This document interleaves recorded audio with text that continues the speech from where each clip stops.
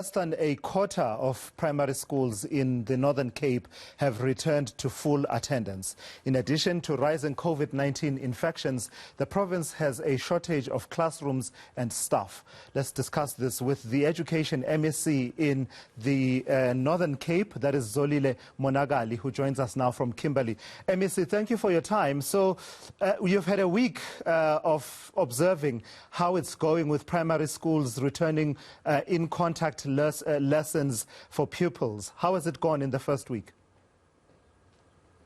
Thanks, Tulas. Good morning to your viewers. MSc, I suspect you may be muted in this age of Zoom meetings and Zoom interviews.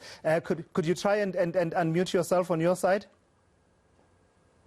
Do you hear me now, Tulas?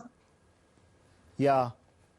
I'm battling to hear you, MSc, on my side. So I tell you what, let's ask the team to see what they can sort out, and then we can return to this conversation, because it's a critically important conversation for you and I to have about the situation, including the situation around the adequacy of the classroom infrastructure, as well as concerns about dropout rates in the wake of the lockdown and various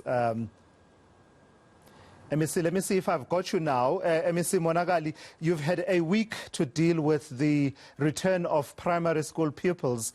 How has it gone? Thanks, Tulas. Do you hear me now? Yes, I can hear you, MSc. Go ahead. Thanks, Tulas. Yes, Tulas, we, as the executive of the Northern Cape, we engaged on a program to visit all our primary schools since the 2nd of this month, when we reopened all the primary schools. From all our 424 primary schools, only 79 could return back to normal education and learning because of the shortages of capacities that we are experiencing in the province.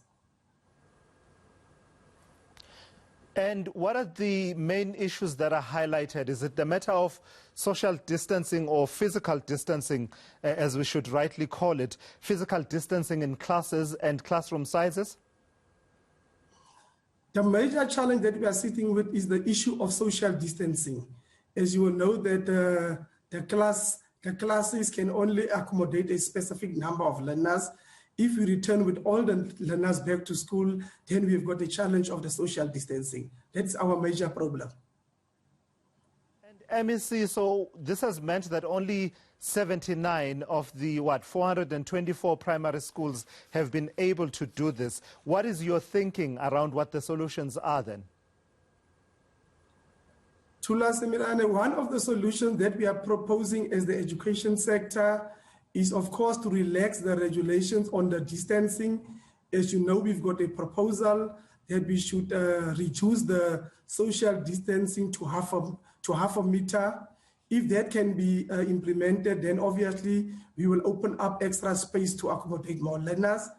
If we cannot do that, unfortunately, then we will have to stick with the differentiated approach, whereby learners will be coming in alternative. Just on the relaxing of the physical distancing requirement from 1 meter to half a meter, MSc, you know how controversial that is, right? Because the question is it backed by any science? Half a meter is really close in terms of personal space in the current context. Definitely, Tulas. That's why it's a proposal that we are making currently. Of course, we are in consultation with the health authorities. We don't want to compromise our learners, of course, but our interest at this point in time, because of the lots of time that we have lost during this academic year, we are looking at various alternatives to make sure we accommodate all our learners. But at the same time, we don't want to compromise the health of our learners. We don't want our schools to be super spreaders. So if the half a meter relaxation is going to result in an increase in the infection, then of course, that won't be an option. But it's a proposal that we are putting currently on the table as we are looking into the various options that we can at least employ to make sure we accommodate all our learners.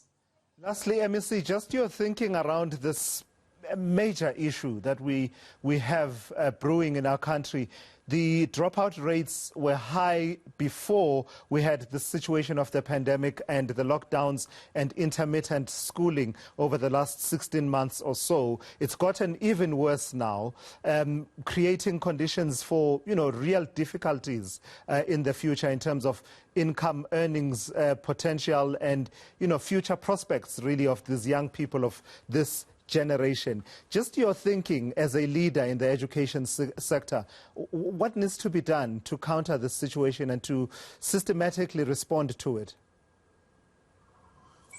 Chula, that's a real concern that we're having currently, the dropout rate of learners where parents are a little bit cautious to send their children back to school, and that results in learners losing out. We are encouraging our learners and all stakeholders to make sure that our learners come back to school. Those that have dropped out, we are encouraging them through community structures to continue to make sure that they complete their matric, because if you cannot do that, of course, it's going to have a negative impact on the socio-economic situation that we are currently facing in the country. So we are encouraging parents, we are encouraging our SGBs and all community structures to encourage the learners to continue to make use of the second chance and even to go into private studies to make sure they complete their matric schooling. All right, I've got to thank you for your time there. That's MEC Zolile Monakali, who is the education MEC in the Northern Cape, weighing in on their experience, saying there that really less than a quarter of the primary schools have been able to return to full-time in-contact learning this week, as was directed, that it was supposed to have started on Monday. But the Northern Cape being one of those provinces where we are seeing an increase in the numbers in as far as COVID-19 is concerned, but also facing real challenges in terms of classroom sizes and physical distancing between pupils in the schooling context. Still to come here.